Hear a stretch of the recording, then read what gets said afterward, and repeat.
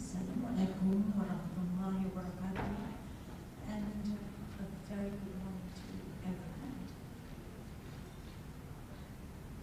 Yang Mulia Raja Dato' Nusirwan bin Zainal Abidin selaku Ketua Pengarah Keselamatan Negara Majlis Keselamatan Negara Jabatan Perdana Menteri, Yang Berbahagia Tan Sri Dato' Sri Muhammad Hairul Adib Abdul Rahman selaku Group Chairman outlined Group Services, ladies and gentlemen, with sincere appreciation and respect, I'm honored to address you today as we gather for the second Women in Cyber event, and I extend my heartfelt gratitude to the National Security Council and the National Cybersecurity Agency for spearheading this initiative. To all participants gathered here, your dedication to advancing diversity and inclusion in cybersecurity domain is truly commendable. As we embark on this journey of awareness, I am reminded of the wise words of Margaret Mead, an American anthropologist, never questioned if a small group of thoughtful, committed citizens can change the world. Indeed, it's the only thing that ever has. Today, we are the small group of committed citizens, united in our determination to make positive change in the cybersecurity landscape. The cybersecurity industry faces gender disparity, which robs us of the significant contributions that women can make. Hence, we must recognize that diversity enhances resilience. We require different perspectives to effectively address the challenges of cybersecurity. And this event here today serves as the guiding force, shedding light on the path for more women to join and excel in this field. Ladies and gentlemen, the theme of this year's event, Women in Cyber, Breaking Barriers, Driving Excellence, captures the essence of our shared mission. It also resonates with the United Nations International Women's Day 2024, which is invest in women, accelerate progress. And as we know, Malaysia is working hard towards achieving the 17th UN Sustainable Development Goals, which include gender equality as the 5th goal. Furthermore, this year's event theme highlights the urgent need for visionary leadership in the digital age, a central topic underpinning our discussions today. Distinguished guests, ladies and gentlemen, we must remember that leadership is not about occupying positions of authority or getting power. It is about service and employment. Personally, I believe it's about forging a legacy of lasting impact and inspiration, while amplifying voices and championing causes larger than oneself. In every role I undertake, I remain committed to advocating for outstanding leadership, particularly among women across diverse fields such as education, entrepreneurship, and even in cybersecurity. Throughout my years of service, I have had the opportunity of working with many outstanding women leaders. For example, I have worked with Professor Emerita Tan Sri Dr. Mazlan Ulfamat, who was the founding director of the Malaysian National Space Agency. Women such as her have defied stereotypes and broken glass ceilings, which in turn have motivated other women to believe in their own potential. True leadership rises above gender stereotypes. It embraces diversity for innovation and success. And as we navigate the complexities of digital age, the need for visionary leadership has never been greater. In the digital age, leaders must speak the language of technology, using it to reach their goals. Women, known for their communication skills, excel at fostering collaboration and building trust. Thus, women with their unique perspective will prioritize using technology for social good and closing the digital gap to benefit all. To enhance gender equality, we must implement concrete measures to foster inclusivity within the cybersecurity sector. For instance, we must recognize and capitalize on the fact that there are more women than men in universities. Therefore, there is a chance to groom more women in the field of cybersecurity. We can do so by investing in targeted recruitment initiatives, scholarship, and mentorship programs to attract and retain women in this field. Also, we must acknowledge that many women are leaving their jobs because of family responsibilities, especially between the ages of 30 and 39.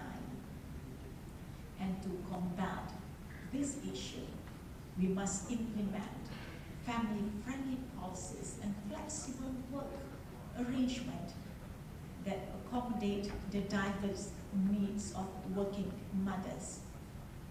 And this includes initiatives such as remote work options, subsidized childcare, and extended parental leave. By offering women the support necessary to balance their professional and personal lives, we can reduce talent loss from the cybersecurity workforce. In sum, it is vital to create an environment that facilitates women's participation in leadership and decision-making role. Distinguished guests, ladies and gentlemen, the Women in Cyber program definitely acts as a spark in inspiring and empowering women to excel in cybersecurity. And before I end my speech, I once again would like to extend my deepest gratitude, especially to myself, for organizing today's event. And this is a very good event and more to come, I believe. And let's all embrace the role of leadership with courage, conviction, and compassion on this journey. Thank you all for your commitment and dedication to advancing diversity and excellence in cybersecurity. Together, we will continue to break barriers and shape a brighter future for all.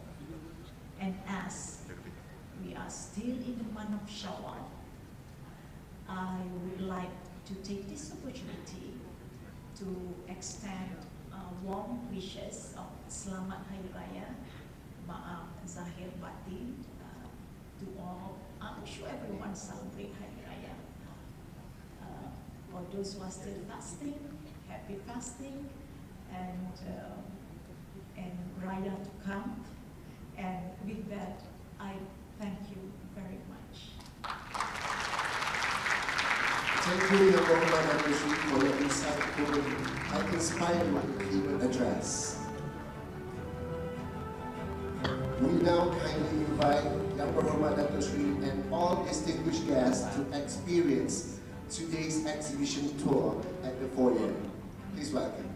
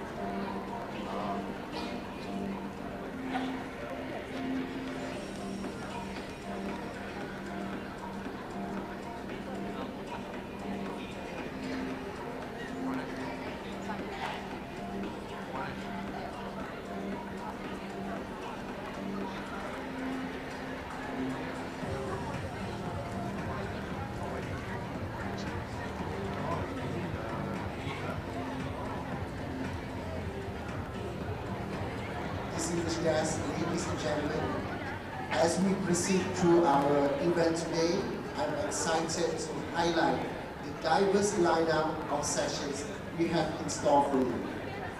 Firstly, we will have a panel discussion, Breaking Barriers, Shaping Their Future, Mentoring and Empowering Women in the Current Workforce. Right after our lunch break, a keynote address titled Fostering Women Inclusivity, a Path to Innovation by the esteemed Ms. Lata Babisi, President of EC Council University. Following that, our second panel discussion will delve into the fascinating realm of cybersecurity and AI, opportunities and threats, providing valuable insights to this dynamic field. These sessions promise to be enlightening and thought-provoking, offering valuable perspectives and practical insights into the world of cybersecurity. Ladies and gentlemen, as we conclude the opening address, we invite all attendees to enjoy a brief morning break to engage in discussions with fellow participants and speakers and explore the insights shared during the opening session. We also invite all participants to visit the booth located at the Master Hall foyer, where you can explore cutting-edge technologies, network with industry experts, and discover innovative solutions. Please take this time to refresh and connect, and we will reconvene shortly for the next segment of our program, which is a dynamic panel discussion on mentoring and empowering women in the current workforce. Ladies and gentlemen, please welcome and have a look. Thank you.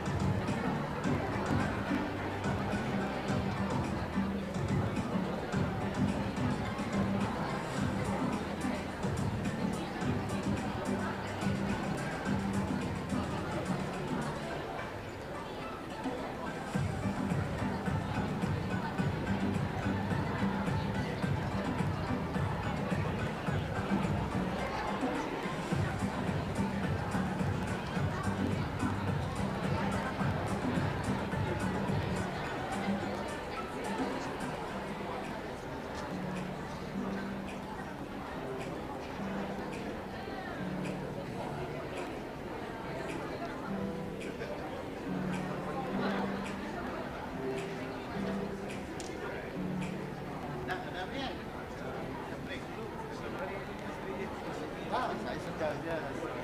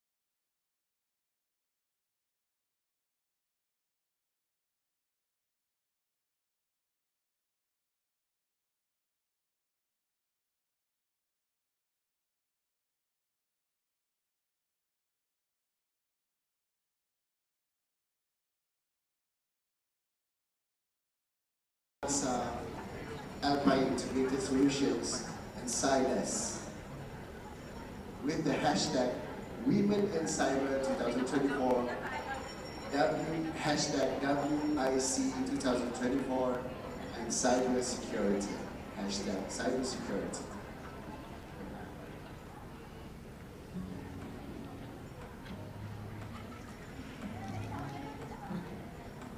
And now we will now commence for the second half of our event this morning with the first panel discussions on empowering women and cybersecurity.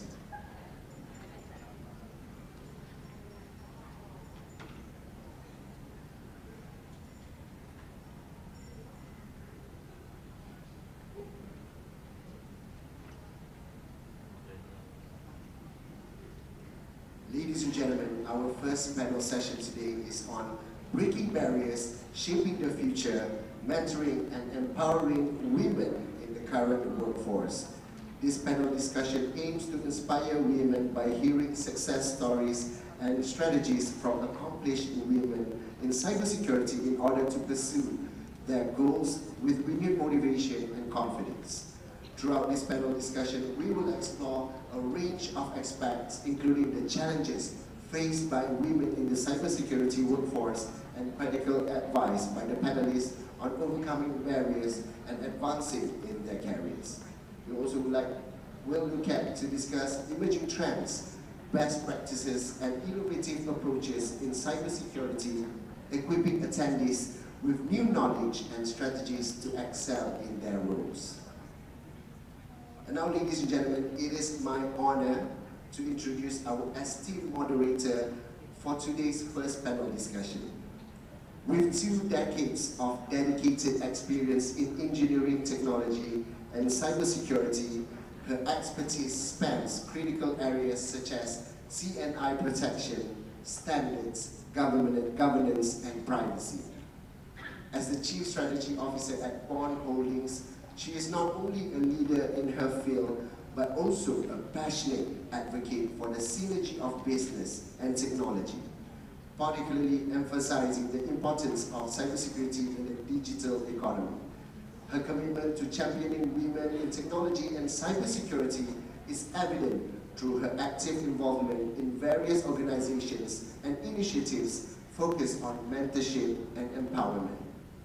Her contributions extend globally, including her roles as the President of Cybersecurity and Governance Chapter, ASEAN Chief Information Officer, CIO Association, and membership in the prestigious boards such as the Global Chapter Security and Cybersecurity Committee in Della Leaders Club and the VG Trust Global Advisory Board.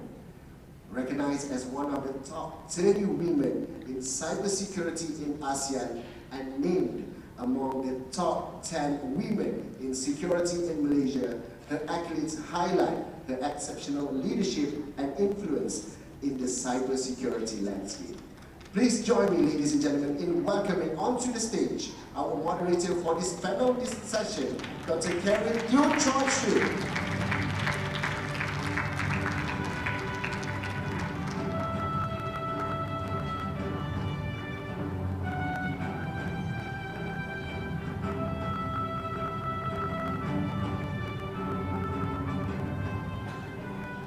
And now please give a warm welcome to our esteemed panelists leading the pack, Ms. Nurul Iza Anwar, Chairman of the Social and Economic Research Initiatives.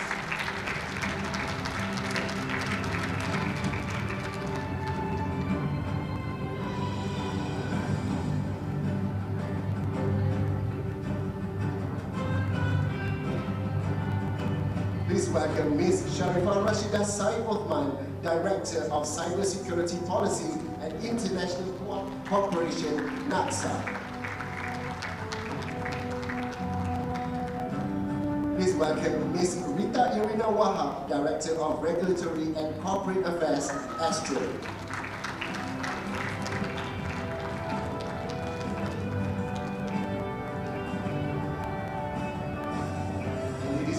Last but not least, joining us all the way from the US, Ms. Mystica Idris, Public Policy Manager, Amazon Web Services.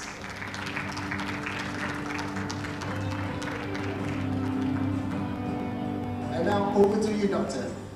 Okay, very good morning, ladies and gentlemen. How are we today? Okay, we should do better than this. How are we today? Okay, very good morning to all, and welcome. Today we have a panel on breaking barriers, shaping the future, mentoring, and empowering women in the current workforce. So, to kickstart with, for today, we have esteemed panelists with me today. So, in order for us to know them even better, I would like to start off self-introductory by each of them. So, yes. So basically, for us to know them better, a little bit of background where they're from and also their experiences. So we'll start with you, Lisa. Assalamualaikum warahmatullahi wabarakatuh. Salam sehat. Salam Malaysia Madani. Saya Liza Hanwa and Dr. Karim. Thank you very much for this opportunity to introduce ourselves in our own words. I think the symbol I always see, or the term that I always use is, a cat has 9 lives. And I guess I'm wearing many hats today as a chairperson of SERI. Maybe I just want to call out to my team. We are dealing with inequality. It's a socially based think tank. And I was a member of parliament for 15 long years. And at the time, I think it was my early formative years. And, Pejam Celik, it was 25 years in Dewan Rakyat. No, sorry, 15. Sorry, because once you jump into politics, sometimes it's very difficult to kind of, dial back. So I first joined a political party back in 1999. Anyhow, so I think right now I would term myself as a political activist, and I believe every person, man and woman, are activists in their own right. We are always advocating for something good, inshallah, whether as a mother, whether as a daughter, whether as a sister, whether as a woman in your workplace. So I'm very happy, Karim, you should be a panelist, but I'm very happy that we have this segment, which I am told by Rita, started as only a corner. For those of you in cybersecurity, especially young with the PDRM, I'm sure it's not easy being a woman in the security force. It started as a corner, but because women, or a few women had the courage to advocate for bigger space hari ini adalah the whole session, cybersecurity and women, and whole day. So I think kudos to that, and again, I look forward to participating in my latest cap as a policy advocate, inshallah. Thank you. Rashida. Assalamualaikum warahmatullahi wabarakatuh. A very good morning to everyone, and I'm sitting here representing NACSA as well. So on behalf of NACSA and National Security Council, I would like to thank each and every one of you, the panelists, Dr. Kerry, and everyone's here for supporting this event. And I echo what Izzah mentioned, the importance of us empowering, raising awareness, and you can see the topics that we're going to start today is not so much about the tech, it's never about cybersecurity per se, it's about talking and sharing the experience where we believe that, similar to any other field, the challenges for women are similar. It is how we navigate that throughout the challenges would give us an indicator of what we should move forward. So to introduce myself, I'm just going to say that I'm just a civil servant. I've been working with the government of Malaysia since 2004, but I think I was fortunate to be placed in National Security Council. I have been accidentally asked to look into cybersecurity since 2006, and since then I keep on learning, and everyone who are here that really looks into cybersecurity knows that you need to learn, unlearn, and relearn each and every day in cybersecurity. So I'm happy to be here to discuss. Thank you. Assalamualaikum and very good morning. Thank you, Dr. Karim. So this time ni nak kena introduce diri sendiri. So which side of me, what should I say? So I'm just going to start out with me being just me, daughter, wife, mom. I understand a lot of the challenges that all of us, especially masa nak start kerja, and then meet career, and then know where do you go next, how do you then be one of those in the leadership position. Memang faham sangat lah challenges pagi nak hantar anak sekolah, and then rush hour, lunch hour hantar dia balik. So that side of me, oldest child is 21, so more than 2 decades experience on that side of the world. On this side of the world, started in the career world since 1999. Internship here, the full career tu masih about 2002. A lot in the men's world, automotive to be famous, and then tried to challenge a bit on the barriers ni masa dekat Petronas. And then I also joined the two ladies, they call similar, had a bit of a stint on the government side of things, masa zaman pemandu. So did about 8 years there. And joined the technology side of things. I think some of my old colleagues I nampak kat sini kat Huawei. That's when I was introduced to cybersecurity and technology. Masa tu nampak sangat where are some of the gaps, what are the things that we should do and we need to do kat Malaysia. And then applied it a bit downstream to e-commerce, and here I am now in Astro. My colleagues kat Astro pun ada kat sini, nama kat sini. And I'm leading a team of very, very smart, intelligent people in forensics, in investigations, digital governance. Kan? So I think they should also come and support and be good allies to women in the technology sphere. So hopefully dapat share a bit experience and some thoughts on today's presentation. Thank you. Thank you. Very impressive panelists. So we have one more. Ms. Tika. Hi, can everyone hear me? So sorry that I'm joining online, but thank you so much for the opportunity. Thank you, Dr. Karim.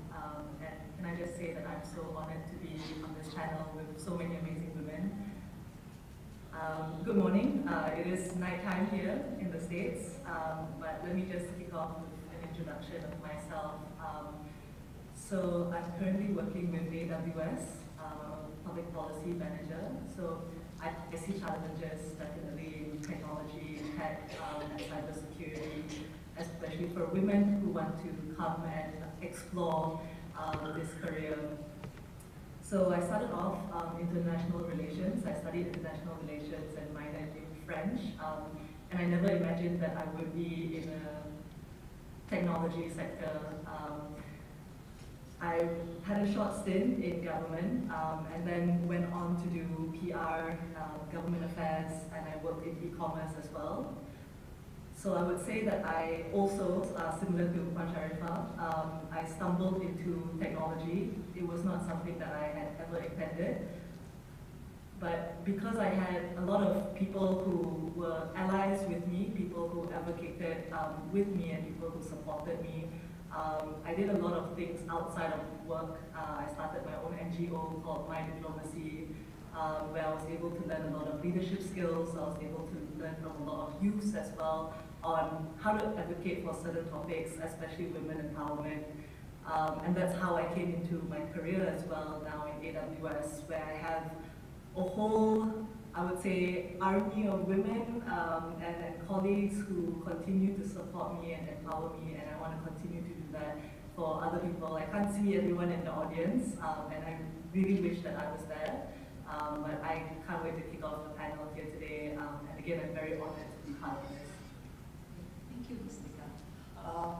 From what we can see in the audience, we have a full ballroom of women and supportive men here. So good turnout for this morning. We are all from, we are here for CyDesk, right? Basically, we are all from cybersecurity field or related with cybersecurity. Some numbers on what's happening in the cybersecurity. So in this age of digitalization, so as we know that the global society embraces more complex and innovative ways to use technology, and at the same time, the criminals are also using the technology or more advanced technology, but maliciously, right? So consequently, cybersecurity now have emerged as paramount to protect our data, our operations, and also end users from the many online threats and also intrusions, right? We are now in the evolving cyber landscape, okay, that are increasing in sophistication, and now the attacks vectors are now more diverse. The attack targets are actually variety, and nation-state attacks are also not new. And with that also, now they're actually using a lot of AI and machine learning to enhance the attack, to improve the attacks, right? The threat is, of course, is urgent, and the need for cybersecurity workforce is now critical, right?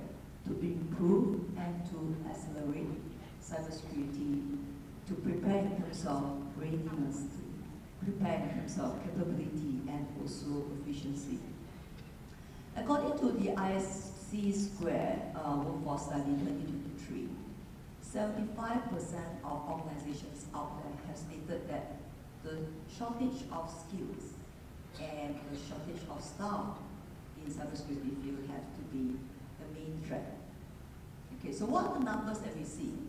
So ISC Square Workforce Study has actually stated that currently, globally, we have 5.5 million cybersecurity workforce. Very impressive, right? 960,000 are in Asia Pacific. And yet, in that study itself, it stated that globally, the cybersecurity gap, basically the shortage is still at 4 million. Asia Pac, the shortage is 2.6 million. So when you hear that the workforce is huge, but then you hear that the gap is still so big. So why is that happening, right? And let's have a guess about the cybersecurity workforce, right? What is women in cybersecurity workforce? So yes, earlier on, the DG have mentioned is it used to 2019 it used to be 22%, and now it's 25%. But you break it down further, cybersecurity workforce, the women in cybersecurity, if you're below 30, the percentage is 26%. Very high. I mean, comparatively, it's high, right? Very impressive because we have increased from 19, 22%, and 26%. But there's also now a study they have done about the women in cybersecurity workforce that's above 39 years old. I'm above 39 years old. So I'm sure some of us here are also above 39 years old. The percentage is 14%. 14. Okay? So this is why it's important to have conversation like today. Okay, going to workforce. Of course, we have heard about many women at the university going to workforce. Yes, they're below 30, all of them go to workforce. But what happens after that? Okay? Yeah, so the thing is that our topic today is breaking barriers and shaping the future. The discussion is important because we're discussing about how to break barriers today and in order to lay the pathway for our future generation. Okay? Women empowerment are necessary for the overall development of the society. There are different types of empowerment. Yes, social, yeah, educational, economic, political, and also psychological empowerment. And supporting and advancing women produce tremendous results. All studies show that women-led organizations perform much better, more efficient, they can multitask, and yet they can overachieve all the time, okay? One of the trends we observe in uplifting women in the workforce is actually through mentoring. So this is why the panel discussion today is very important because we have with us here today esteemed panelists from various, rich in experience, I would say. Okay, rich in experience, very diverse background, and with that, they carry very valuable experience, knowledge, and skills. So here, we're we're going to start the Q&A for them. Okay, so the good thing about it is that we're going to have a session where we have a panel discussion, and I will leave 20 minutes for questions and answers. So this is the time for you to think about what's the question that you will actually present to the panelists later on. Okay, so to start off with, okay, the first question for today is, have you been a mentor or have you been a mentee or both? And what have you learned? So for this question, I would like Rashida to start off, please. Thank you very much, Carrie. What I can share is I think I have been both. Although we do not have a mentor-mentee program and whatnot, but in order, I think, to navigate in terms of doing works, especially when you are placed as a junior officer in an organization like I mentioned just now, the National Security Council, it is something that you never learn for me at universities. And my background is computer science. So when you learn IT, national security is a diverse matter. So what, in my experience, talking about mentor, who are my mentor, which is I'm the mentor. So let's start with cybersecurity itself.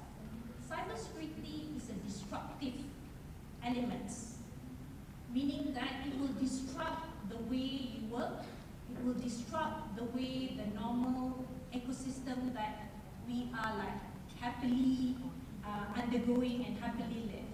So when we start talking about cybersecurity as a technical matter, so mentorship in terms of technicality, definitely there are people that I keep on referring from the day one and until today that advise in terms of getting things done.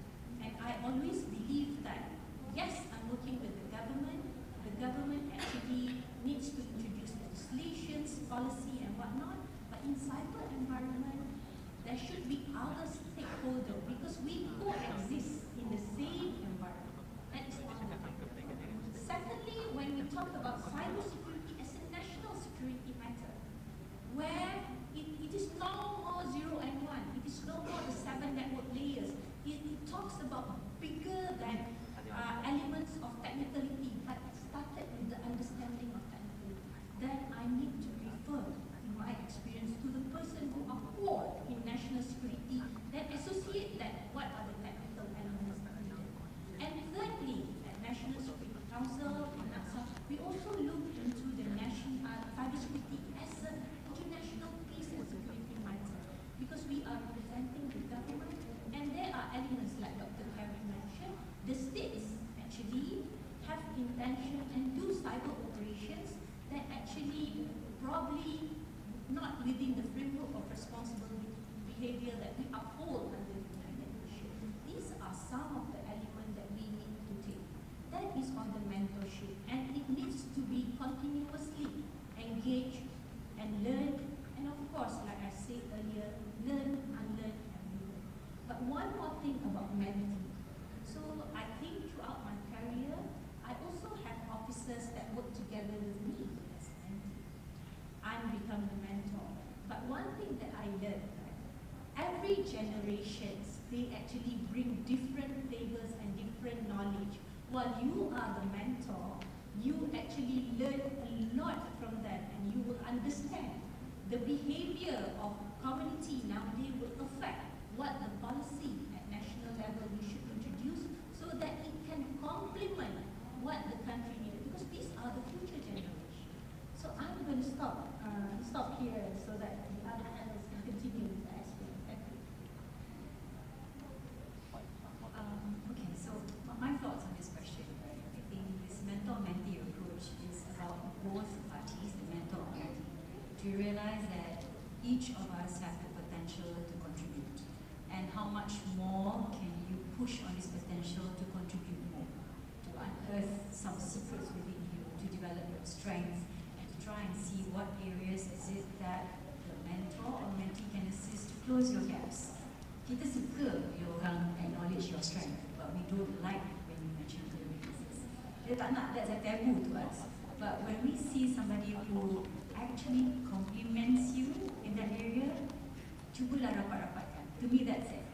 Yeah, we don't like that, but kalau ada opportunity, for example, like you mentioned about not knowing about the technical skills, the IT and stuff, for me, if I know Puan Rashida has that knowledge, I nak lah cuba selalu. So mentorship to me ada dua. Sama ada it is the structured way, the mentor-mentee approach, buddy system, or the unofficial way, where you reach out. But bila kita nak reach out, usually tu kena buanglah sikit malu and ego tu. Yeah, we'll have to telephone Puan and tak time sikit, kita coffee sikit, makan ke, I ada benda sikit, I notice you doing this very well. But usually for us yang nak bertanya ni malu tu besar sangat. But for all you know, orang yang ditanya tu lagi malu. Cukup untuk ilmu kita ni sebenarnya to share. Sometimes you don't know whether we've done enough to actually be a mentor. But I like the point just now when you mentioned that we actually learn from different generations kan. Case in point, kita dulu started with SMS. And then we went to WhatsApp. Now, my kids are using Discord. So we don't know what they're going to use in the next. Tu apa tu? Yeah. So it's a different generation. And speaking about that, why I use that as an example is technology is evolving very, very, very fast, right? Dulu kita kalau buat transactions jual beli, you have to go to kedai, saya beli, saya jual, and then you do online transactions. And then lepas ni in the future there's the avatar yang buat transactions untuk kita. So then how then can we catch up with times? How then we can move 2 steps ahead?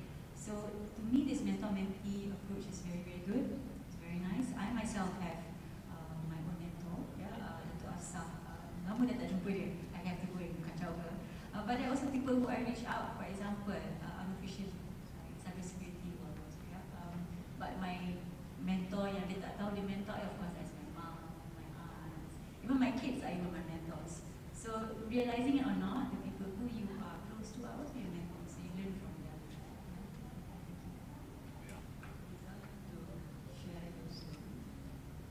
I think it was summed up very well by both Rita as well as Rashida. It's funny, maybe you all don't know, but they've actually crossed my life in one way or the other. Rita, we actually shared the same university in the same hallway. And of course, Rashida, she was the one who kind of gave the confidence that PAC needed to the hard-hitting Q&A to realize how difficult it was and how much work was put in to manage the onslaught of the pandemic to the systems introduced then. So for me, it's very important that we, when we talk about the concept of mentor and mentees, we don't exist on our own. Some of the term was used or used as a social animal. We're so used to working with people, right? And of course, some people are introverts, and it's okay. Some people are extroverts, you must understand this. And realizing the strengths and weaknesses of the people in your team will help you out. But I feel there has to be less competition because you always think there's only one spot at the top. But in all honesty, and I always remember this, it's very important as you compete, you must also nurture. Because the very best person placed in that position will help and save everybody. So being fair to yourself doesn't mean cutting off the opportunity for others. And once you have had the opportunity, I think it's incumbent on you to then train, mentee. It is a very not vicious, a very virtuous cycle that you have to kind of create. And this is not just by way of having real-life mentors. It was very difficult, especially in certain fields, especially in politics or certain fields where there are lesser women. But I do believe this encouragement to become mentors should be applied to both men and women. Yeah, and it's okay if there's more women. You want to encourage a greater number, but you also want to make sure that we are in this together. So I think that's lacking. You know, sometimes you feel that there's only one crown, but hey, you know, it takes a whole village, and we must have a more kind of secure, inclusive way to look at the whole concept of mentoring and, of course, becoming a mentee. Ms. Tika, do you want to share your story with us? Yeah, I mean, I love what everyone has said so far. But if I can share a bit more, I mean, being someone in cloud service, that's a very new space for me. And of course, I had a lot of people who sort of took me under their wings, a lot more technical things like cybersecurity, data protection, even AI. They really taught me, and these are men and women who are my colleagues, who really mentored me to show me the ways without any ego. And as everyone has said on the panel, it's not about a competition, it's about sharing the partnership with each other, realizing what potential everyone has to bridging. And one of the things I realized is that it's very important to, one of our principles in AWS is learn and be curious. And that's something that I always strive for. So I think in everyday life, we are always a mentor, we are always a mentee in very small ways. For example, I was in this meeting and I was a very young girl being in this meeting, advocating for cloud policies, and I was very, very afraid to join. But when I entered the meeting room, I had instinctively wanted to sit in the back seat because I thought, you know, I can just observe. If I need to say anything and contribute, I can just say something from the back. And there was another lady there with me, and she just turned to me and she said, "Hey, take a seat at the table." And I was sort of telling her, "No, it's okay, I'll sit behind, you know, I'll let everyone else sit in front." And she just continues to say, "You know, you're here early, take the opportunity and take a seat at the table." And that's when I realized that it was actually small opportunities like that that enabled me to have more confidence to take up more space. And I feel like that's something that really was a light bulb moment for me because it was such a small action, but it's also something that I realized is not practiced enough. So what I would say about mentors and mentees, I think it's incredibly important to reach out to someone prominent. I think it's incredibly important to continue it, but I think it's something that we all should practice in our daily lives to create more opportunity, to provide the space for people to exist together, to coexist. And I feel like that experience in itself was very pivotal to my own growth. And it allows me to then trickle it down to other people who I can tell to take a seat at the table as well, that we can take up space and we have things to say. And during that session, I realized that, you know, I did have things to say, I did have insights to share because I have had experience in this sector, and that sort of gave me the confidence that I needed. So I think there are many mentors, many mentees, as Rita has also pointed out. Like, my mom is my biggest mentor, and she's taught me so much. So I think the whole concept of mentors and mentees are incredibly important, but most of all, I think it's just how we encourage and support each other through these environments, especially when some of them are very complex and tricky, like technology and cybersecurity, and where women or girls are trying to get into tech. I think this is where we all play a role to be the source of encouragement and support. Thank you. So, yeah, so it seems that everybody have experience being mentor or mentee. From myself, I've been both too. And a little something to add on from all these stories that we have heard, because of course, mentors, mentees can be both structured, unstructured, official, unofficial, men, women too, you know. So another thing that I've done is that I also have mentored some that is overseas. So that's something that don't only limit people that you see physically. I've mentored some who are based out in Singapore, some in Europe.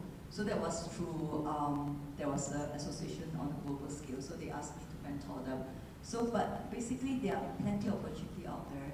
And I think one thing good that we have heard from all of you is that it's always a symbiotic relationship. When you mentor someone or you become a mentee, there's always both ways. Sometimes they make us realize things that we do not know about ourselves. Sometimes we have to search answers for them so that we can advise them. So there's plenty of opportunities. So I hope there'll be more program structurally, and even if they don't wait for the program to be structured, you know, do an unstructured, unofficial, find a mentor, and somebody come out at the country and say that, would you be my mentor? Say yes, right? So next question. There are different types of women empowerment I mentioned earlier on, right? From social, educational, economic, political, and psychological. So what are your thoughts on it? Why is it important for women empowerment? For this question, I would like Lisa to kickstart. Thanks, Dr. Karin. I think one of the first things we have to declare to ourselves is the legitimacy of what we're talking about. We're talking about women's cybersecurity, for example. Now, I'd like to bring everyone's attention to a Nature magazine publication back in 2018. Cybersecurity needs women. So as you talk about the dangers of hacking a more secure world, you need the input by women to understand not just the sexual predators out there, but ways to keep the ecosystem safe. Not just for young children, we're talking about adults, we're talking about the elderly. Anyone can become a victim.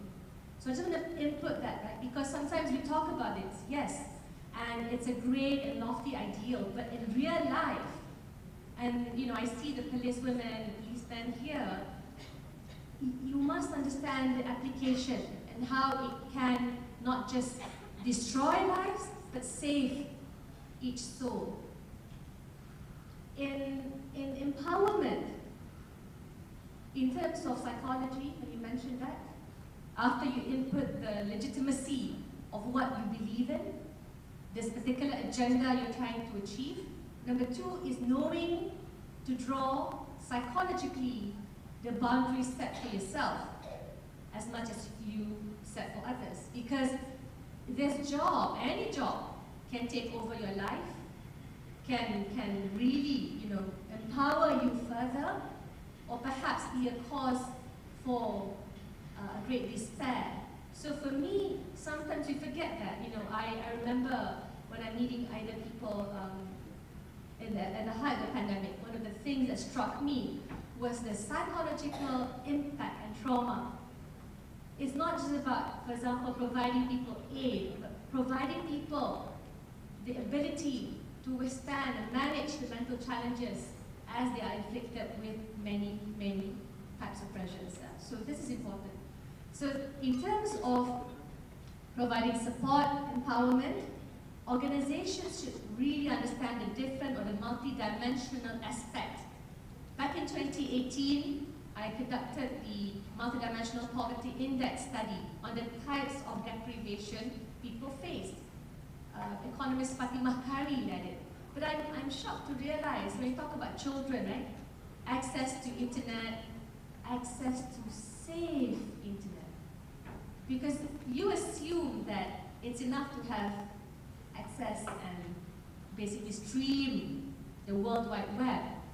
But now with the many dimensions and the many apps, we must know how to make sure that we provide a safe, environment so that they can access, they can get this information in the best way possible.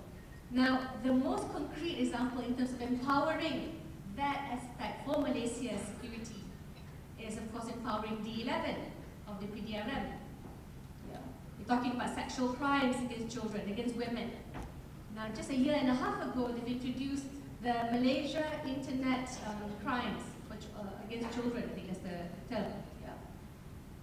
And yeah, it's very important, but it took a lot of time to get there. And of all the tip-offs that we receive, only, I think, 25,000 out of 148,000 tip-offs that we receive can be acted on. Again, you talk about empowerment, you need to make sure you have the concrete support there. And of course, on the soft skills, right? Training, making sure everybody and the different stakeholders, not just the government, but the ones in the private sector. You're offering these services, are you offering them safely? I mean, I think, you know, for those of you parents who are here, if you have the time, please watch The Social Dilemma. Because for me, you know, it's a documentary and it helps provide perspective as to why and the rationale the government banned the use of internet for those 13 years old and below. Yeah, again, it's because in terms of the human mind, the limitations, so empowerment, it's great to make sure that you have concrete either funding, programs in place so that you can fully take or manage your organization. Now, when SERI, the social think tank that I'm part of, they published a study on charting a path to inclusive employment. One of the key things that they look at when you talk about empowerment, again, is for organizations to make the, you know, when women leave the workforce at a particular age, right, to give birth. And this happens a lot, not just in Malaysia, many other countries. How do you get back in? How you know, what kind of skill sets, training is available out there? And it cannot just be seasonal. It has to be systemic. And during the pandemic, usually you ask your wife lah, to take time off work, right? Or to take care of an elderly. You know, it's not a judgment call, perhaps partly cultural, partly, you know, how it was done before, but more the reason why we should introduce ways for them to come back flexibly, flexi-hour schemes and so on and so forth. And then of course, the last bit, to make necessary amendments to the law, one of which is the Data Protection Act, so that wages can be transparent. Because usually you don't pay women equally. And usually you will check first, is she pregnant? So I think these are the challenges that we face, and we have to also consider as, you know, for me, women, you must have that spectrum of choice. You want to be fully committed as a housewife, that is your choice. You want to be fully committed to choose and pursue a career, that's your choice. Provide the environment so that you can make that choice safely and without judgment. Because the world is already challenging and judgmental, let's not add more to it. I think that's a very good point, many good points actually.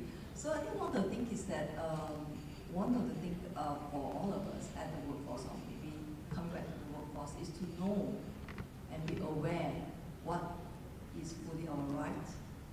You know, what are the options that we have, like transparency in salaries, like you can ask, you know. So these are the things that many either not aware or not in the know or maybe too shy to ask. So I think this is, empowerment actually is an innate ability within us. You know, it's how to open up and unlock it, right? So, Rashida? Thank you very much, Lisa, for explaining eloquently regarding the, I think, psychological and social aspect of things that is so much concern, personally to me, because I'm a mother too, about how will be the future of the kids and whatnot. One thing, if I can tie back to the cybersecurity itself. Cybersecurity, by definitions, technically, is the approaches taken to protect the information or data of its integrity, confidentiality, and availability. The key word here is approaches. We listened to Iza mention about the behavior part.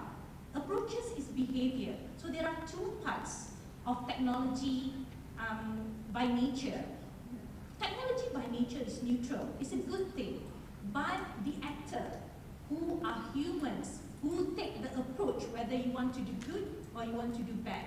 And these are the balance that we need to take. And let me tell you that the threat actors who have bad intentions, they work together in an organized crime to do that. And this is why we need to work together and complement their behavior and disrupt their infrastructure. Coming back to the element, if I can add a little bit more into the element of multi-dimensional aspect of cyber issues.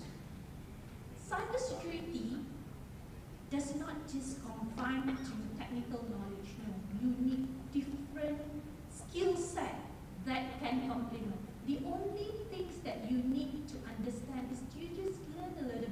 understanding network and whatnot, and keep on reading. But actually, regardless you do not have IT knowledge or technical knowledge, your understanding, underlying expertise that you have, be it chemical engineering, or be it mass communications, or be it history, IR, international relations, these can actually give contributions to the element of cyber environment. So one thing, if I can add before I end my intervention, is regarding the women who left throughout their career in order to focus into different things, probably life or personal thing or family. This is the gap that I think we would like to address, and I think the management of National Security Council, of NEXA, understand that women who left, not because they want to, but because at that particular point of time, they do not have the spectrum of choice that what Nizam mentioned. If we actually work together and indicate what are the spectrum of choice that we can leverage, especially in cyber environment, to complement the need of workforce that we have kept here in Malaysia. So I'm going to stop here. Thank you. So I think there's not much left to say about it. but I just want to touch on it a bit, right? If you look at the current generation right now, we are actually transitioning to something that's very different from those days that we were masa independence. Everything was very square. The culture, the way it's women, you are supposed to do certain things, men are supposed to do certain things, and now we start to see the benefits, advantages, or having women more in the workforce and how we can actually get them to contribute more. And then now the push is on equality. Yes, when women join the workforce, there's always this motherhood penalty sebenarnya. Even if you're single, you're young, you're thriving, oh, okay, nanti one day dia kahwin juga, nanti he's going to have a child. So what's going to be the issue? These challenges. Is she going to take more leaves? Banyak like emergency leave here. This kind of thing is not fair to me, because when we, as a nation, kita ada men and women to actually fight and take care of the nation. Sama juga companies and also families. It takes both of the parents and stuff to tango. And empowering is not just us women empowering women, it also our men alike to also empower us. So the social, psychological aspect of it, kita juga minta dari segi kesepahaman on both sides of things. Taking care of the family, taking care of the team, also both ways. The team takes care of also leadership, leadership takes care also of the team. It has to come both ways. And if you look at the elements just now, social, education, economic, political, and psychological, if we terlebih satu dua, there will be some disparity that we're creating. It has to be equal. Kalau terpaksa kurangkan sikit pun janganlah terlampau banyak. Education, if I may touch on it, I think we spoke about how young girls daripada sekolah masuk universiti.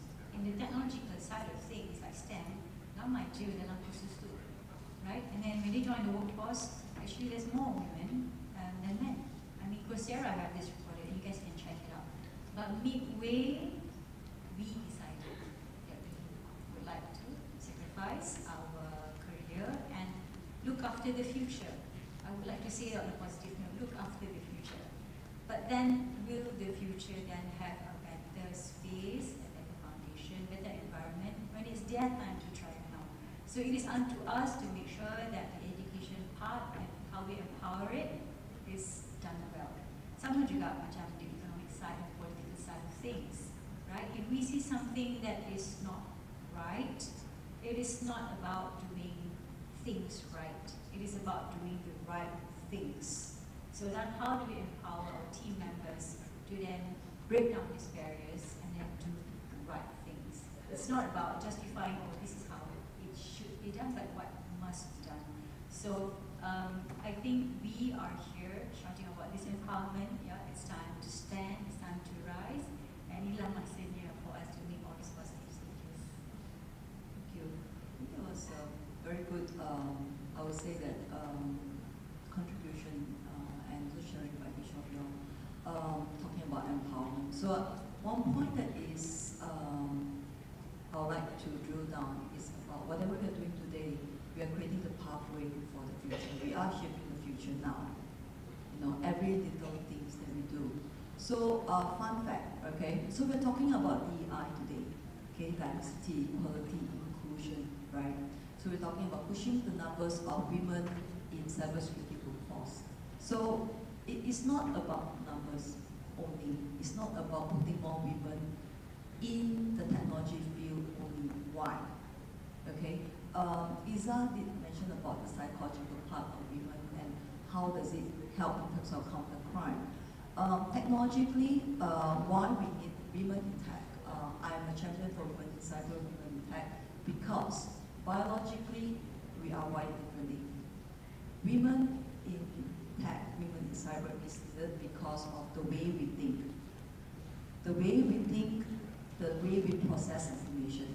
And with that, we come up with more creative and innovative way to solve cyber threats. Because cyber threats nowadays, it comes from different angles and it comes from different form.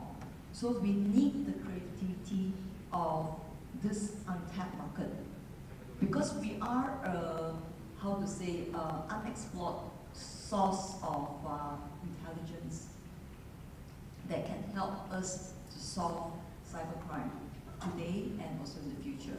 So women is not just about the numbers, because we need the brains, how women process, how women think, and how we can input the way we think and also our logical function and everything, and that creates more, I would say that it comes up with more creative and innovative cyber solutions out there. Okay, so women today, women in the room, encourage more to come in, because we are fighting cybercrime together. Okay, it's not just about women. We need women in the field and in the industries, because this women comes with the skills and also the thinking set that we need. Okay, so next question on. Of course, we have heard of some of the challenges here and there, right, just now. So I would like to hear more on this about some of the challenges that we have faced at the workforce or during the 20 plus years of professional experience that we have. So for this, let's start with Rita. Okay, challenges in the workforce. If I may, I would like to divide this into two. Workforce in general, and then maybe we'll talk about the challenges in the tech sphere. So in the workforce, I think the first and foremost that comes to my mind is the balance, work-life balance.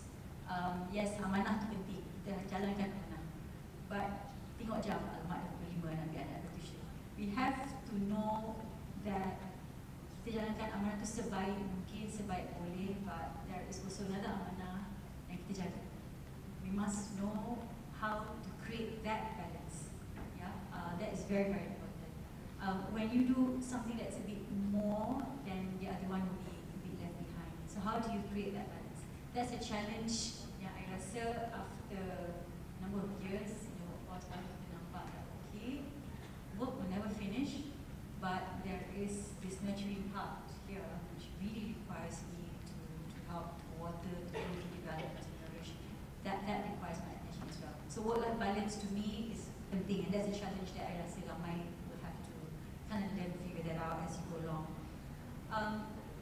Wages and salary, I think Isa mentioned that, yeah, if we can actually have that transparent, because I'm not sure how many of you would agree with me that when you are ready to request for an increment or salary, better salary when you go out there, how many of you would want to say that I would also like to factor in childcare services in my salary? Or would your organization be able to provide some support in childcare services? The ecosystem is different here compared to other countries. So we still demand some support on childcare. Whether it is naturally from families who are willing to assist, or it is a service that we will require. In the government, we are very lucky. Kita ada some childcare kat different kementerian. But private sectors, we have to go out and cari. And to evaluate certain childcare services, kita tinggalkan anak kita yang who really need us to protect them in the hands of those who you know, who you feel has all the right skill sets and protection. Yeah. So team kita, we make sure that they do their work based on the SOP and taklah buat yang seorang kan. So then that's a challenge that you somehow need to address as well. Work from home is another one. I think we've all had that practice during the lockdown. I think government has started to introduce that as an option. But then the implementation pula, whether will that be something employers will be willing to say yes to? We are still, like I mentioned, transitioning. Some of the companies would prefer to see you in the office, clocking in at a certain time or doing a certain hours, yeah, delivering. But can that be more towards an outcome-based, results-based, that you do certain hours and yeah, that's counted that you are there? How open are we as a society to actually offer this balance? And that to me is also another challenge. Moving forward in organizations is also committing to placing women in opportunity areas. Yeah, there needs to be that push where we would want to push some of the opportunities to women. Tak perlulah to put that as a checkbox, or because you have to put a certain number because it's a policy. So hence, 1, 2, 3 of you need to go there. It's not about that. It's not about checking the boxes. It's the merits. We deserve it. We work very hard for it. So that opportunity, kalau boleh, if others are already giving it to us, then pay it forward. Give that opportunity to the rest as well. Open the doors for them. Yeah, it's not that we have had a hard time then okay lah, aku pula tak boleh. No, I think we should do that. We should give that opportunity to others, yeah, and allow them to grow. And I spoke just now about this motherhood panel. So how then do we women want to address this? Of course, we work hard, we work smart, we work extra hours. We actually have double jobs, yeah? One in the office and one in our real office. Yeah? And how then do we address this? Please do not be afraid to mention about the things that you have been doing very, very well, how you have strived this. But try not to compare with the opposite gender. It's all about you have more confidence to speak about it. So this in general workforce. But in the tech sector, in my opinion, I think there needs to be much more support on the training and exposure. More often than not, dulu kita focus on somebody lawyer, doctor, dentist, accountant, and that's it. But if you look now at universities, the tech sector tu, ada computer science tu macam-macam ada. Yeah, data science, data analytics, you name it. Some names that I don't think I would even understand what it is today. But exposure there then comes with some support. Some of this software, hardware is quite pricey to acquire. And how then do we lend our assistance?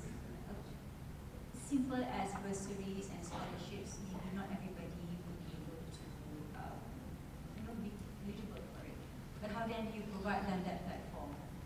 And then, just now Dr. Corey mentioned, some of the experts that as about 30, take off plus minus 110 years, they would be on the sunset of leaving the career world. But then you've got the new generations coming up. How then do we marry the experience with skill sets? Yeah, I think that also needs to be thought about, because sustainability in this area is something which I feel we must look into, because otherwise we're going to have a huge gap. Workforce as it is, you're seeing numbers, but are we churning enough in terms of experience versus the skill sets that will be able to continue the journey? Thank you. Rashida or Iza? I think Rita already shared a lot of challenges and what actually suggestions of what we should do in terms of thinking about how we want to navigate this particular matter. One thing that I would like to touch, actually two things. One is about balance, and one thing that I come into, I think, conclusions that balance is never 50-50. So it's a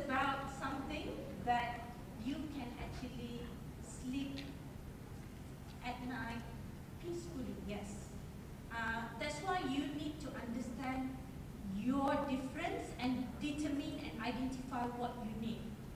And you need to have the ecosystem. We talk about man needs to be our ally, because we cannot do it on our own. We need to have a proper structure, complement each other, recognizing the strength and opportunity, and as well as weakness of each and everyone. We need to create the ecosystem and support. I think I can never do the work in the pace that I do all through this year without having a strong support system. I need that, where I know that my kids at the nursery is safe, and whenever that I have an emergency, I have my sister-in-law that can pick up her and whatnot. These are the things that actually will let us strive to do 100% during our work. And of course, we have a supervisor or our immediate supervisor that actually support us and understand the limitations that we have throughout our time. And secondly, I would also want to share, I think, the opportunity and experience that I have been exposed to, where at the United Nations, the discussions about women, peace and security, the involvement of women in the disarmament is crucial. And the numbers of women in the first committee that talk about disarmament is very few. So a few countries has introduced a fellowship in cyber, where countries like Australia, New Zealand, and a few more other countries, where they speak about cyber security, not purely on technical, but in the context of cyber diplomacy and how to resolve conflicts between states, where it will not escalate to the armed conflict. So the studies that was being done as a whole in terms of women, peace and security, in the peacekeeping mission, whenever the peacekeeping missions involve women, the peacekeeping result will be sustainable and constructive, that of years and years of involvement of the women. Coming back to the program of fellowships that I am in, there are numerous representatives from different parts of the world, and I can assure you, they actually, regardless races, religion, which part of the world, they actually face the same challenges that we are discussing today. So this is something that is not alien to Malaysia, but of course we associate with our culture, behavior and whatnot. But there are a lot of similarities that we need to recognize and work together. And this is not just one national agenda that we can do, organizational or community. This is actually regional and international agenda where we need to come together and work towards it. Just a little bit more, because I think Rashida mentioned a very important agenda, which is the Women, Peace and Security agenda. And at the ASEAN level, Philippines and Indonesia have actually figured out their blueprint. So it's good for Malaysia to have a blueprint clearly defining what are the parameters we should be focusing on. You know, an extending of support, whether to Gaza, ongoing genocides or war, conflicts in different regions. We have to be clear in terms of how important it is to preserve a peaceful ecosystem, but just a basic safe ecosystem for every woman to be able to raise their children or their own families, or even expand and maximize their own potential in a situation that allows them to do so safely. So I think that's one, because then it crafts and clarifies what's our vision 5-10 years down the line. Number two, when it comes from my own personal experience, this is crucial because I felt that, again, well, I did not plan to get into politics, so it's good to have some planning, ladies and gentlemen, women. It's good to have, SWOT analysis, prepare. I wanted to become a number one pilihan pertama, darjah 5, di polis. Pilihan kedua, jadi scientist. But I didn't put ahli politik then. So it's good to sometimes broaden your horizon and be prepared, because life will throw at you something that is completely unexpected. And in 1999, after doing my own internal SWOT analysis, I chose engineering. Again, not politics. So after I finished my master's in international relations and Southeast Asia studies, I contested the election. So it's good to just I think for me personally, it was a lot of, it was a huge crisis. It was a political crisis, it was a financial crisis, and I think for me, what's important is to just remain grounded and to just know that life will throw at you huge or many curveballs, right? So even now, after the pandemic, you can't expect, I studied in one particular field, this is how it's going to be. I'm going to marry the perfect man. I'm going to have the perfectly, 3 boys, 3 girls.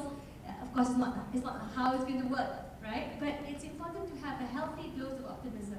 And no matter what happens, it is, you can have control over the thoughts in your mind, over your own sense of being and confidence. Now they call this the difference between being lonely, but it's actually enjoying solitude. And I think this is one of the most valuable, learnings that I've had during the pandemic. You, first and foremost, in any kind of challenging situations you face, must be comfortable with that voice in your head. Who you are as a person. And I had to do that because suddenly we're thrown in a deep end. I'm an introvert.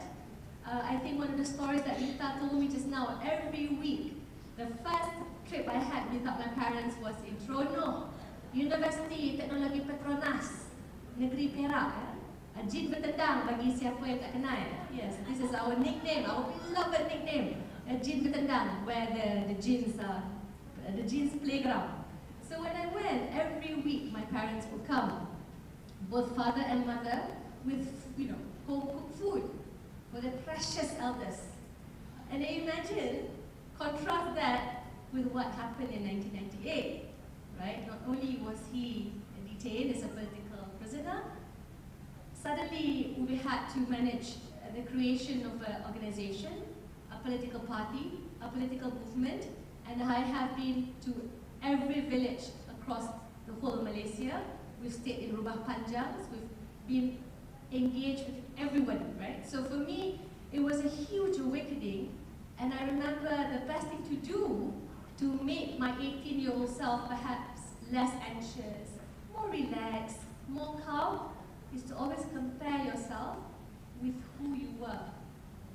You only have yourself to benchmark. You want to do better tomorrow compared to today. You want to be a better person, more assured, more confident. Learn from the mistakes that you made, because if you don't make those mistakes, you'll never get to know what could be done better. So I think this is very important, because it will not be this gradient which is going to go upwards. Not at all. There's going to be ups and downs, and there's going to be challenges that you will face. And I think one of the shockers for me was the degree of predatory sexual behavior out there, especially as a woman being thrown in the public sphere, public life. I think I usually don't mention this publicly, but I think it's important that as we bring up our children, both boys and girls, that they do know they will have a part to play in creating a more respectful environment for both men and women. It was very challenging because, again, already I was devoid of a parent, and I had to manage the trips on my own, and I do have to credit the aunties that surrounded me, that were with me, because that was the supporting base that ensured I was safer, that I was able to do my work, not to seek a proposal, but to champion civil political liberties, if you know what I mean. So sometimes even for those things, there's a time and place, of course, but we must teach our daughters, our sons, to respect themselves, to honor who they are deep within, to also be prepared to face the challenging onslaught at the workplace, in public life, and so on and so forth. So I think, again, that sense of strength and knowledge is derived from knowing who you are and knowing your boundaries.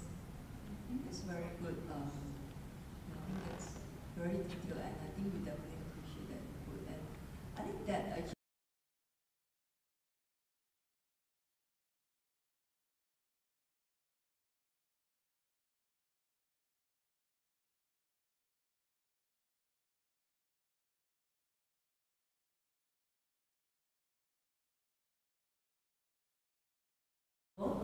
nothing is as predicted, right? So yeah, so we always to slow down, take a deep breath, break it down into smaller chunk bits, okay, and then we deal with it, right?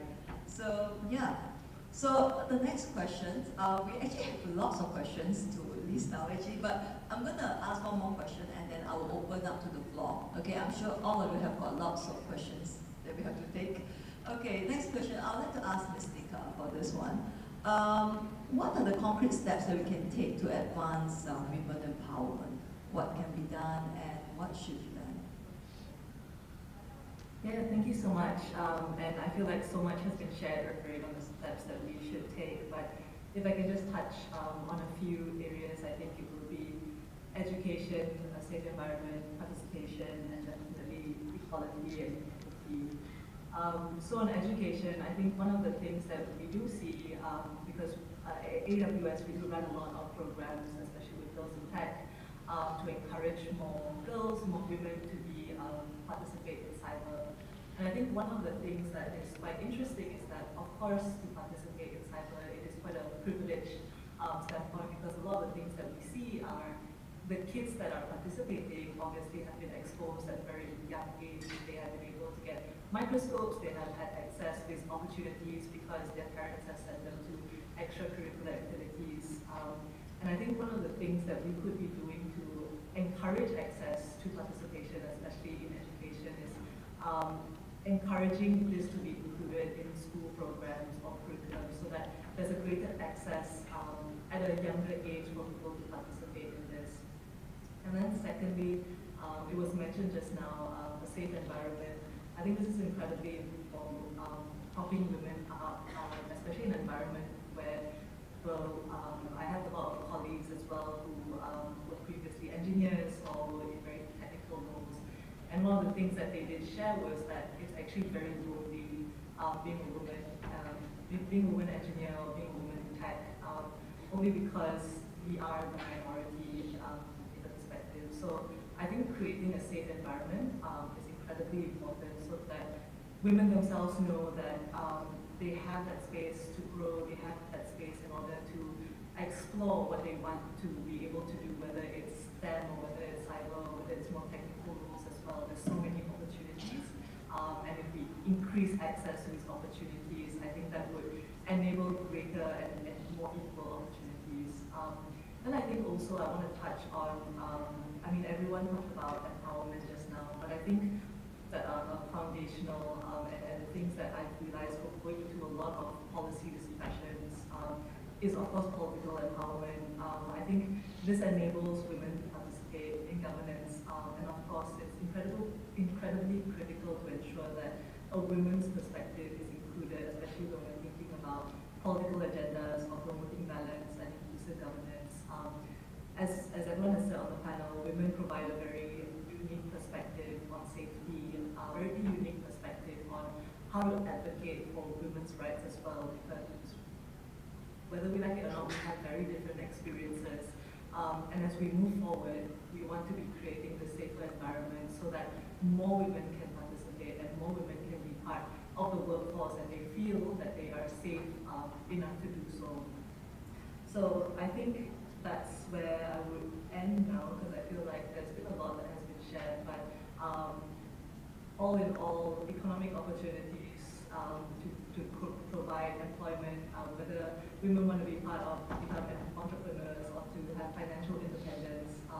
I think this is something that can be benefited from, especially to reduce poverty or boosting family well-being and contributing to the economic growth of the country.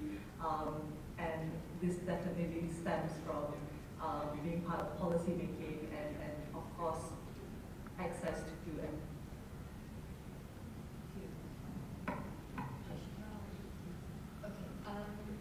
I really like the point where Ms. mentioned about getting more women involved in policy making and stuff, because trust in men to make the policies, but I think we know ourselves better than that. Okay. Okay, so just wanted to share some numbers before I give some comments, right? I think about 2-3 years ago, I did a similar interview in Panama, and those days I mentioned that the Fortune 500 companies with women leads, I think it's about 8-ish%. I think recent numbers my team helped to pull out was about 9-ish%, so it's still below 10%, but there's growth. But you need to wait for 2-3 years before that number goes up. And in Malaysia, I think years back, we had where it was made a policy that you have to put 30% women on boards. But imagine if that was not done, then perhaps many did not see the need to do it, right? But for me, in Astro, I think we're very, very happy to see more than half of the senior leadership are women, right? But that only shows that we are providing equal opportunities and we are empowered to actually help and lead teams. But then how do we help to spill this thinking to the rest of the organizations, even to the government? I just had a side chat with Ethan just now. Imagine if we had this. So yeah, but that's the arcade, so this could change. But it would be very interesting if it is, you know? But perhaps there was a way, or there's a reason why it was done that way before.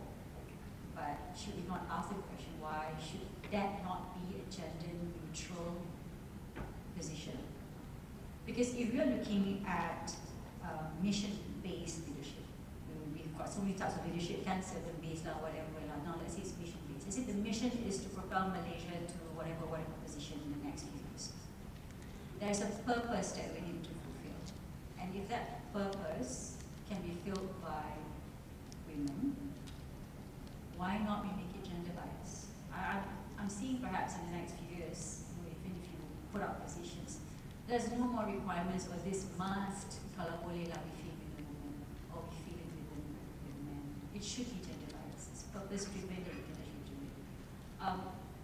So to me, I think that is essential, right? Providing that opportunity. So all the legislative, the regulatory parts of it, equality, equal pay, provide all these balances and stuff like that.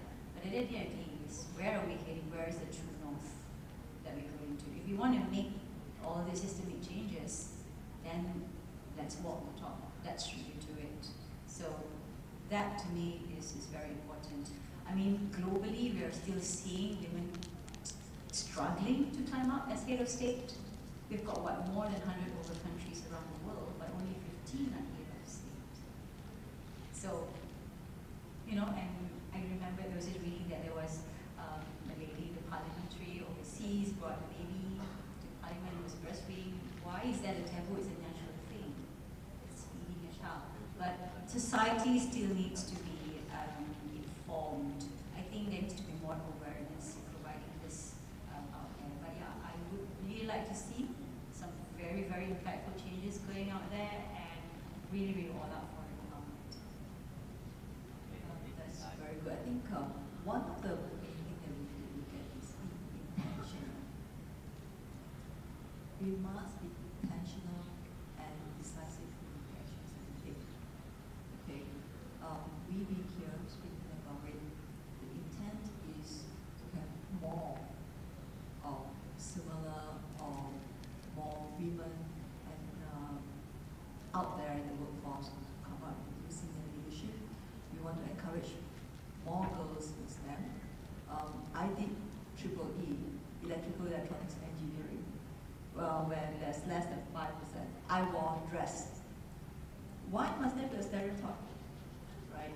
So these are the things that, every little things that we do is to change. Why not? Right? Why not? So if your daughter say that I want to specialize in physics only, why not? That's good, right? So every little thing that we do, every little decision that we do, we have to be intentional and follow through. And Rita mentioned walk the talk, right? So I think with that, I would like to open the floor for questions. Please raise up your hand. We are friendly panelists.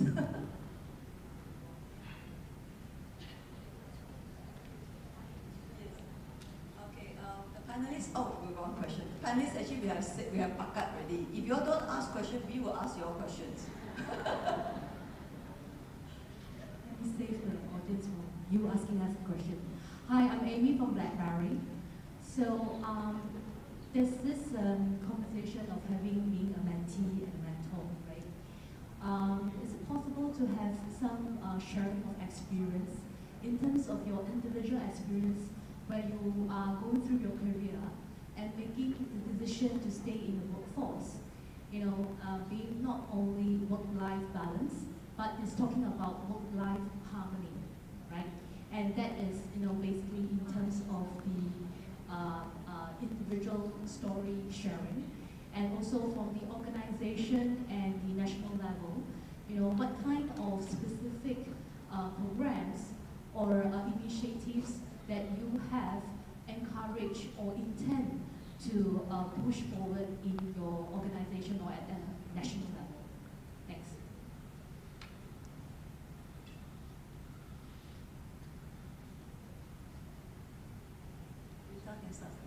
Okay, I think for the national level, but my thinking of mentor and mentee is something like what Singapore just announced on the succession plan. Maksudnya, there is a next layer that will be able to groom, to carry through the process. I think we have seen last week in the TV, so there were some succession plans that was discussed. I think most of you know what I'm talking about. So my understanding of mentor and mentee is to learn from somebody, my own experience, to know some people, perhaps that person will see my potential to be able to be there one day. I also know where my limits are, but perhaps my mentor can see something way better. So I've got a mentor who I respect very much. She led an agency as a CEO for a long number of years. She was also a chairman of a government agency.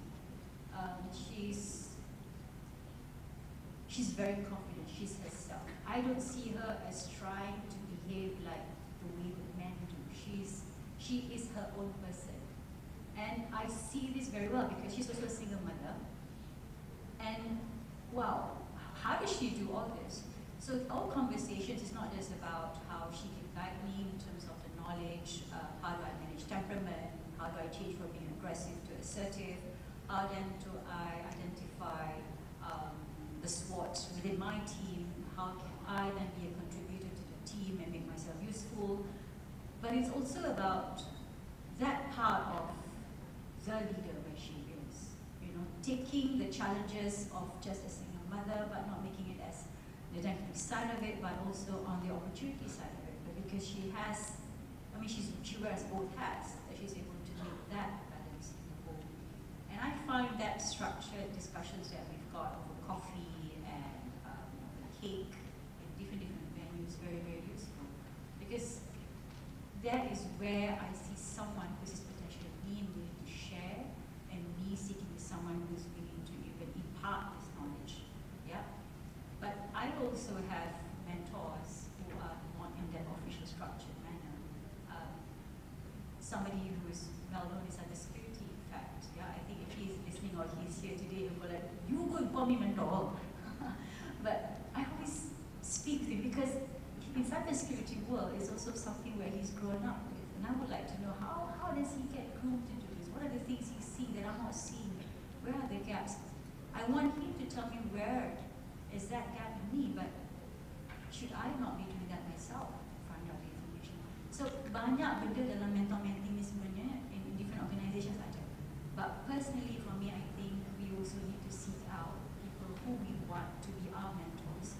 And I'm not shy to say that there are some of these mentors who are way younger than me. Yeah? Because to me, it's all about learning. That's why I mentioned tadi pasal telan lagi go to sikit. When you want to learn, it's all about learning and approaching. And so, I want to have coffee and I want to learn from you.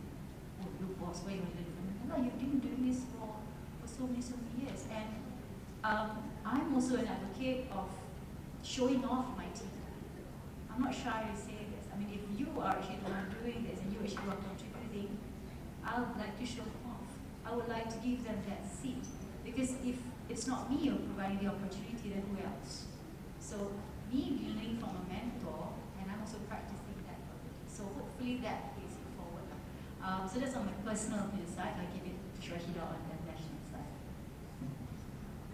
Just going to be quick on this, in the interest of time. One thing that was put by the Chief Executive of National Cybersecurity Agency, he really likes to be here but is not feeling well, is to address the reskilling, upskilling in terms of mentor-mentee. That is one. I'm not sure how the structure we will build up at national level, specifically on cybersecurity. This is something that we are still collecting data and get how would be the best way for us to navigate. But the opportunity that we have is my immediate boss is also the board of engineers. He has a connection with a lot of universities all over Malaysia. So this is the opportunity that we would love to take and see how best we can work together with different parties to create what will be the most workable program for us to start first. And you look at today's session, it's not really big, it's just nice for us to kickstart and see the temperature, the behavior and whatnot, and we will try to fit in with the Kementerian Wanista's agenda as a whole to drive the women agenda as a pillar, then plug with cybersecurity. So that is the, I think, our aim in terms of cybersecurity as a whole. To answer that, to add on, I've been a mentor under MDEX program for women in cyber. So that was the upskilling project. So basically that project was actually to target those women that is out of workforce and coming back in. So they trained them. I was assigned to women. So they trained them, put them through the course, and I mentor them. So throughout, basically they asked things about things in cybersecurity and also things that's outside cybersecurity. So basically took them through, I think I was mentoring them for a whole year for that. And after that, they were put into, after the program and the mentorship thing, then they were put into organizations with the skill they learn. I'm also a mentor at the NTU Singapore because I'm alumni. So so basically they assigned me 5 actually. They assigned me 5. Those are the postgrad students and the undergrad final year, those going into the workforce. I was triple E grad, but those that was unsigned under me and not all triple E. So basically, those are young people. What should I do? Should I do a job? You know, so these are different type. Basically, they look for a little bit more of like a guidance sort of thing, right? And another one that I joined was the Association of Information System. So they assigned me to, those are more academic people. They assigned me to professor. One was in Amsterdam and one was in UK. So, but basically those are more on the academic research part of things. So basically what they do is that one thing they do is that if you are open to be a mentor, they collect them first, the credentials, and then once they have assigned them as, okay, you will be one of our mentor, and then those mentees, they come in, they try to match it. So, and basically there's a timeline, and we also, like the NTU one is more structured, they actually give them that, basically for the past quarter, we go by quarter, like the quarter, how many engagement have you done and everything. And they even came up with a handbook for me. I was like, wow. So they even have a handbook, and all these things. So, yeah, so basically that is the more structured way, yeah. So, any other questions? Yeah. The existing schemes that we had an opportunity to discuss in SOCSO, but one of the things that we introduced in budget 2023 was SOCSO amended its act so that it could allow up to 80% of the insured salary So it's given as grants to encourage women who just given birth to come back to work. And I think it's important, but of course you also want to remind companies to also follow suit, because it's that challenging, right? After you give birth, to actually go back, especially for first-time workers. I think that's one. But I feel that one of the key things, going back to the issue of mentoring and menteeing, it's important to always remember that you want to create an environment that's safe. So sometimes, for me, I was, of course, involved in an organization very small, just a service center of Lembah Pantai, when I started. And that was the first time we actually managed the issue of workers getting adequately compensated, but by the same token, an environment where everyone is encouraged to seek knowledge from each other. Even for me, I think Rita alluded to this, right? Because at the end of the day, I'm from Gen X, and I think the intergenerational experience, especially is a huge gap. And sometimes I don't understand them. But I would say any organization that can harness the energy from millennials, from Gen X, maybe less from boomers, and also Gen Zs, will actually be a strong organization, because you are far more representative and you're able to provide a better spectrum of choices, right? Better spectrums. But I think the issue is for mentoring and menteeing. I mean, one way is to make it formalized, but the other is to actually make sure that it's internalized. It's part of the ecosystem, it's part of the organization. Because I think one of the things that we are facing, I mean, in my field, there's a lot of narcissism. Okay?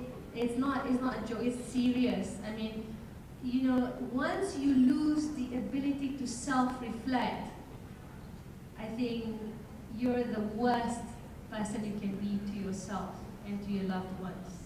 Yes, but it is a true danger, right? Because I feel that in this current day and age, you sort of have to completely remind everyone in the organization, this is not the way to get the best outcome from your employees, right? So an organization that has the ecosystem that allows everyone to feel that I want to contribute, that's part of the value I want to bring into this organization, is very important.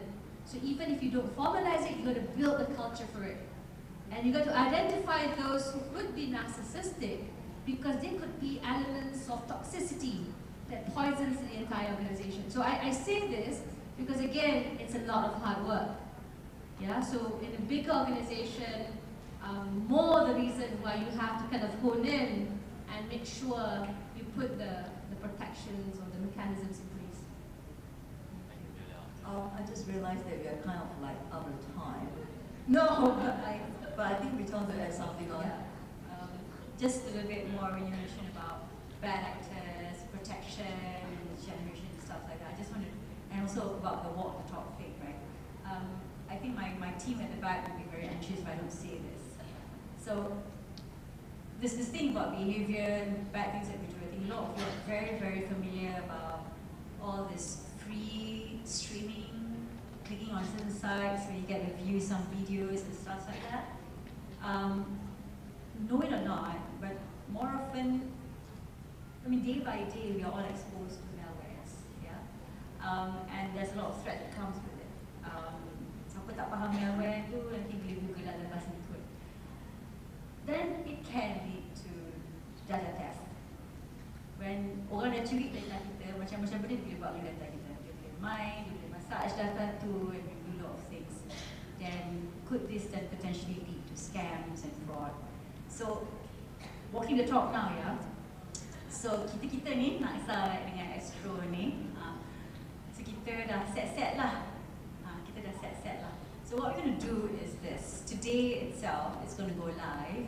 We're going to get all these new Gen Ys, digital natives and what have you, cikgu pandai semua kat IPTA and IPTS to join a competition, right? Develop a code yang kita boleh share dengan semua orang nanti bila siapa yang dah menang tu, that we can check website-website yang dangerous. Kita sekarang duduk share-share kan kat WhatsApp, klik ni, oh video ni best, but do we know apa yang kita share tu kawan kita nanti affected tak tahu kan? Sebab orang lain duduk share kat kita duduk share kat orang. Because the more viral it is, the better. Follower number, banyak likes. We are in that generation right now. So, Parashida will be announcing it later petang ni, so stay tuned on the details of it. But it's going to go live today, right? And hopefully, with the number of students yang masuk ni dan midpoint, kita akan get some mentors to come in. Mentor-mentor yang cerdik pandai dalam bidang-bidang ni to come in and assist juga. And then hopefully masa penutupnya masa Cyber Security Summit in July.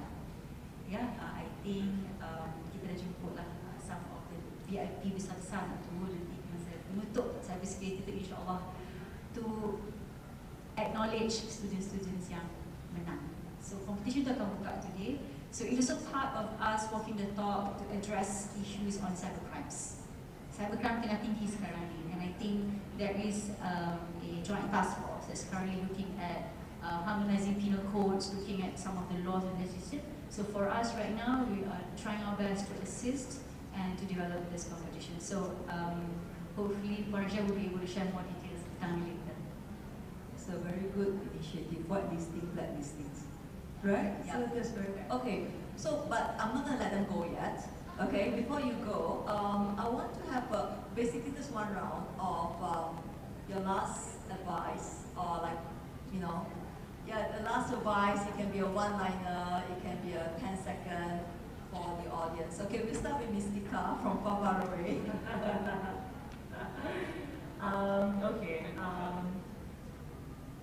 So being in the workforce, I think as a young person, I'm a massive overthinker.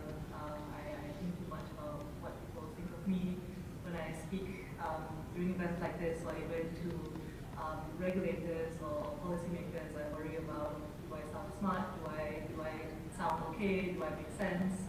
And it happens a lot, right? And I think if I can let anyone know, I think what I would say is don't let this cripple you, because sometimes you stop yourself from taking up opportunities. And don't worry too much about what other people think of you. I think you should worry more about the kind of person that you aspire to be, and the kind of person that you aspire to be for yourself and for other people. Because I think this is the foundation to everything we've been saying, right? We live it as mentors, as mentees.